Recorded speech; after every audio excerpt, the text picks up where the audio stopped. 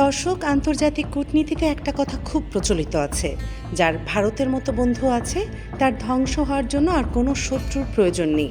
বর্ষা এলেই ভারতের এই ভয়ঙ্কর এবং অমানবিক রূপটি দেখতে পায় বাংলাদেশ, যাকে আধুনিক ভূ রাজনীতিতে বলা হয় হাইড্রো ওয়ারফেয়ার বা পানি সন্ত্রাস। এই তো কয়েক মাস আগের কথা, শুষ্ক মৌসুমে যখন খরায় তিস্তা নদীর বুক ফেটে চৌচির, এদেশের কৃষক যখন এক বিন্দু পানির জন্য হাহাকার করছিল, তখন সাউথ ব্লক একটি ফোঁটা পানিও দেয়নি। আর আজ যখন আমাদের পানির কোনো প্রয়োজন নেই, তখন উজান থেকে নেমে আসা পাহাড়ি ঢলের অজুহাতে গজলডোবা ব্যারেজের সব কটি গেট একসাথে খুলে দিয়ে উত্তরবঙ্গকে রীতিমতো ডুবিয়ে মারছে ভারত। ভারতের এই অমানবিক পানি আগ্রাসনের শিকার হয়ে আজ দিশেহারা সীমান্ত পারের লাখো মানুষ। কিন্তু দিল্লির এই চরম দাদাগিরি কি এভাবেই চলতে থাকবে? ভারতের এই আগ্রাসন রুখতে তারেক রহমান কি নিতে পারবেন কোনো কঠিন সিদ্ধান্ত? চলুন ভারতের এই জঘন্য পানি রাজনীতির পুরো চিত্রটি উন্মোচন করা যাক আজকের এক্সক্লুসিভ মেগা ডকুমেন্টারিতে। কয়েকদিন ধরেই ভারতের উজানে প্রচুর বৃষ্টিপাত হচ্ছে, আর নিজেদের চামড়া বাঁচাতে বরাবরের মতোই কোনো আগাম নোটিশ ছাড়াই গজলডোবা ব্যারেজের সব কটি কপাট উন্মুক্ত করে দিয়েছে দিল্লি। উজান থেকে ধেয়ে আসা এই বিপুল জলরাশি আর পাহাড়ি ঢল এখন গলার কাঁটা হয়ে দাঁড়িয়েছে বাংলাদেশের জন্য। পানির এই ভয়ঙ্কর তোড় সামলাতে রীতিমতো হিমশিম খাচ্ছে স্থানীয় পানি উন্নয়ন বোর্ড। পরিস্থিতি কোনো মতে সামাল দিতে বাংলাদেশের ডালিয়া পয়েন্টে থাকা তিস্তা ব্যারেজের ৪৪টি গেটের সবগুলোই খুলে দিতে বাধ্য হয়েছে কর্তৃপক্ষ। কিন্তু তাতেও শেষ রক্ষা হচ্ছে না। ডালিয়া পয়েন্টে তিস্তার পানি লাফিয়ে লাফিয়ে বেড়ে বিপদ সীমা অতিক্রম করে ভয়ঙ্কর রূপ ধারণ করেছে। হঠাৎ ধেয়ে আসা এই বন্যায় শুধু তিস্তায় নয়, ফুসতে শুরু করেছে ব্রহ্মপুত্র, ধরলা, দুধকুমার থেকে শুরু করে উত্তরাঞ্চলের প্রধান সব নদ নদী। কুড়িগ্রামে এরই মধ্যে শুরু হয়েছে আগ্রাসী নদী ভাঙন। গত ২৪ ঘন্টার পরিসংখ্যান আটকে ওঠার মতো।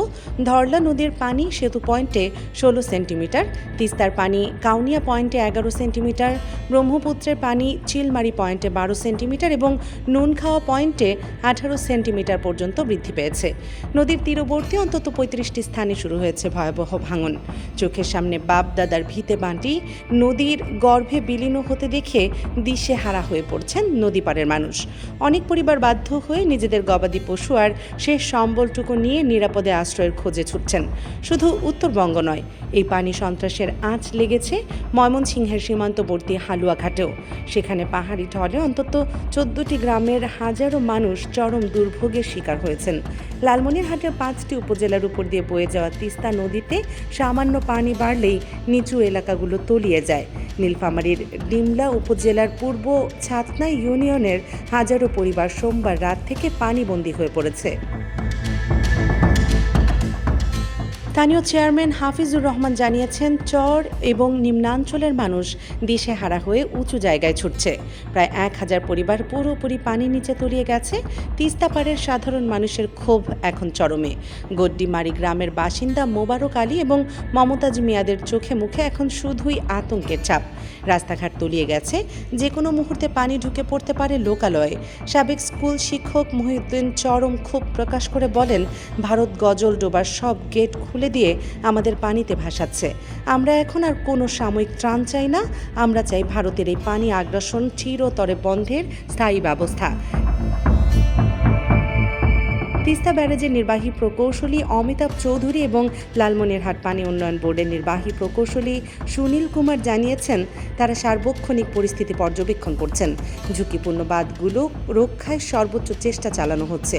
কিন্তু আবহাওয়া অধিদপ্তরের পূর্বাভাস বলছে, উত্তরাঞ্চল, ময়মনসিংহ, সিলেট এবং চট্টগ্রাম বিভাগের অনেক জায়গায় আগামী কয়েকদিন ভারী থেকে অতি ভারী বৃষ্টিপাত হতে পারে। অর্থাৎ ভারতের ছেড়ে দেয়া পানি আর প্রাকৃতিক দুর্যোগ মিলে বাংলাদেশের উত্তর পূর্বাঞ্চলের এক ভয়াবহ মানবিক বিপর্যয় এখন শুধু সময়ের ব্যাপার। কিন্তু সামরিক এবং কৌশলগত বিশ্লেষকদের মতে, ভারতের এই হঠাৎ পানি ছেড়ে দেওয়ার পেছনে কি শুধুই ভারী বৃষ্টিপাত দায়ী, নাকি এর পেছনে লুকিয়ে আছে সাউথ ব্লকের কোনো গভীর ভূ রাজনৈতিক ষড়যন্ত্র? এটা বুঝতে হলে আমাদের একটু পেছনের দিকে তাকাতে হবে। ভারতের এই হাইড্রো ওয়ারফেয়ারের আসল উদ্দেশ্য হলো বাংলাদেশকে একটি স্থায়ী চাপের মুখে রাখা। দিল্লি খুব ভালো করেই জানে বাংলাদেশ যদি চীনের সরাসরি অর্থায়ন ও কারিগরি সহায়তায় $2,853 million Teesta river comprehensive management বা তিস্তা মেগা প্রজেক্ট বাস্তবায়ন করে ফেলে, তবে ভারতের এই দাদাগিরি চিরতরে বন্ধ হয়ে যাবে। তিস্তা মেগা প্রজেক্ট বাস্তবায়িত হলে নদীর গভীরতা বাড়বে, দুই তীরে টেকসই বাঁধ তৈরি হবে এবং সারা বছর পানি ধরে রাখা সম্ভব হবে। তখন গজলডোবা ব্যারেজ দিয়ে পানি আটকে বা ছেড়ে দিয়ে বাংলাদেশকে আর জিম্মি করা যাবে না। আর ঠিক এই ভয়টাই কুরে কুরে খাচ্ছে দিল্লির সাউথ ব্লককে। তারা চায় না বাংলাদেশ পানি সম্পদে স্বয়ংসম্পূর্ণ হয়ে উঠুক। তারা চায় প্রতি বছর বন্যা আর খরার দুষ্ট চক্রে ফেলে আমাদের অর্থনীতিকে পঙ্গু করে রাখতে, যাতে আমরা চিরকাল তাদের মুখাপেক্ষী হয়ে থাকি। আন্তর্জাতিক নদী আইনের তোয়াক্কা না করে ভারত যে অমানবিক খেলা খেলছে তা মূলত তাদের দীর্ঘমেয়াদী মনস্তাত্ত্বিক যুদ্ধেরই একটি অংশ। এর আগে ফারাক্কা ব্যারেজ দিয়েও তারা একই ইতিহাস তৈরি করেছিল, আর এখন গজলডোবা দিয়ে উত্তরবঙ্গকে মরুভূমি ও বদ্বীপের কবরস্থানে পরিণত করার নতুন নীল নকশা আঁকছে। ভারত আন্তর্জাতিক পানি বন্টন চুক্তির কোনো নিয়মনীতি মানছে না। তারা জাতিসংঘের কনভোকেশনকে সরাসরি বৃদ্ধাঙ্গুলি দেখাচ্ছে।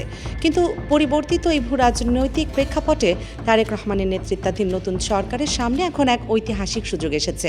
কূটনীতির টেবিল উল্টে দিয়ে ভারতের এই আগ্রাসনের কড়া জবাব দেওয়ার এখনই মুখ্য সময়।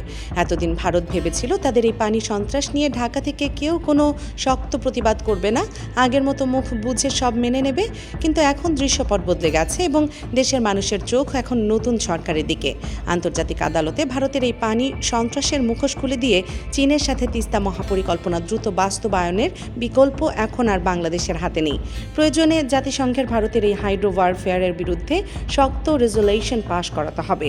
উত্তরবঙ্গের প্রতিটি মানুষের জীবনের মূল্য ভারতকে কড়ায় গণ্ডায় বুঝিয়ে দেওয়ার সময় এসেছে। দর্শক, ভারত বছরের পর বছর ধরে তিস্তার পানি নিয়ে যে নোংরা রাজনীতি এবং দাদাগিরি চালিয়ে আসছে তার কি কোনো শেষ নেই? আপনি কি মনে করেন ভারতের এই অমানবিক পানি আগ্রাসন চিরতরে বন্ধ করতে তারেক রহমানের এখনই জাতিসংঘে যাওয়া এবং তিস্তা মেগা প্রজেক্ট বাস্তবায়নের মতো কঠোর ও কার্যকর ভূ রাজনৈতিক পদক্ষেপ নেওয়া উচিত? আপনার অত্যন্ত সুচিন্তিত মতামত আমাদের কমেন্ট বক্সে বিস্তারিত জানিয়ে দিন।